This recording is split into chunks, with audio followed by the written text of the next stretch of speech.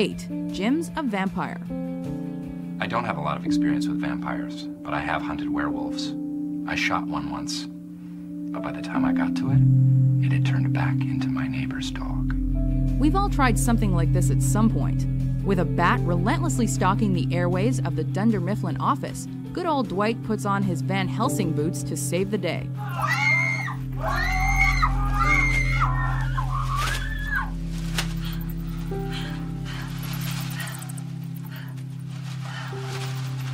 You're welcome.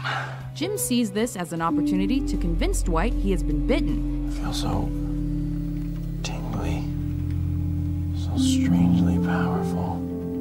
And that he is sensitive to light and garlic bread. Now that doesn't mean that Jim is going to become a vampire. Only that he carries the vampiric germ. Classic.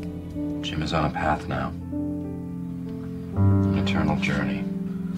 And I wish him well. Number 7, it's Friday. I don't want to have to read these tomorrow. Yeah, who wants to come in on a Saturday? We all hope it's Friday every day in the working world, but that doesn't make it true. Is that hard for you? All right. Well, when you have coffee I'll bread, work on that. Unfortunately for Dwight, Jim and Pam convince him it's Friday, when actually it's Thursday. Dan, this is Jim. It is about 11:15, and I wanted to know what you were up to tomorrow, which is the 15th, and that is a... Saturday. We watch as TV's cutest couple chats about what they watched on TV the night before, just to throw him off. oh my god, did you see The Apprentice last night? Of course. It's on every Thursday night, so how could I miss it? Which ultimately results in Dwight dashing into the office late Friday morning, just when their performance reviews are coming in. I'm here! I'm here! I'm here! It's okay! Number 6, Langley calling. Monkey, this is Possum. Do you copy? At number 5, Jim the Asian guy. Who are you? Who am I? I'm Jim. We've been working together for 12 years. Sometimes you know you're right, but you just can't prove it. And it's the most annoying thing in the world. Jim's not Asian. You seriously never noticed? Hey, hats off to you for not seeing race. While Jim's out at the dentist, he has his Asian friend Steve sit in his place and pretend to be him.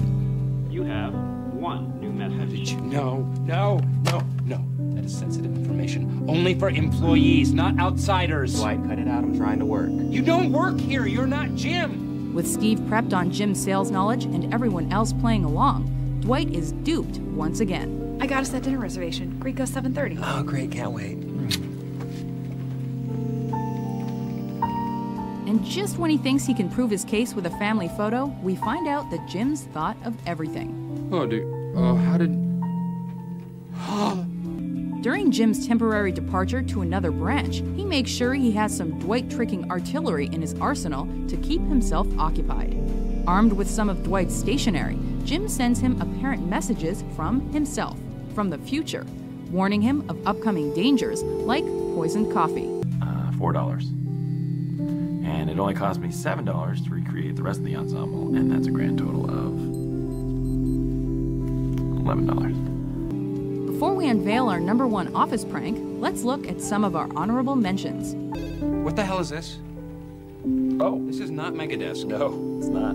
They call it quad desk. I could sort of control things with my mind. Why don't you move that coat rack?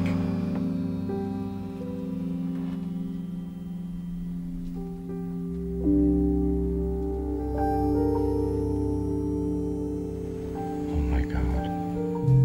Number 1, Mellow Yellow Jello. Can you reprimand him, please? How do you know it was me? This is quite possibly one of the most popular gags in The Office's history. It's my staple. No. Do not take it out. You have to eat it out of there. Because there are starving people in the world. Alongside the introduction to the show's diverse cast in the pilot episode, we learn that Jim and Dwight share a special, scornful relationship, which is exemplified by an elaborate prank. By molding Dwight's stapler into some Jell-O, we get a first taste not only of Jim's willingness to go completely out of his way for a good prank, but also his uncanny ability to get away with it every time. Okay. Dwight, I'm sorry, because I've always been your biggest fan. Godspeed, Jim. Godspeed indeed. That's the way it is around here. Do you agree with our list? What's your favorite prank from The Office?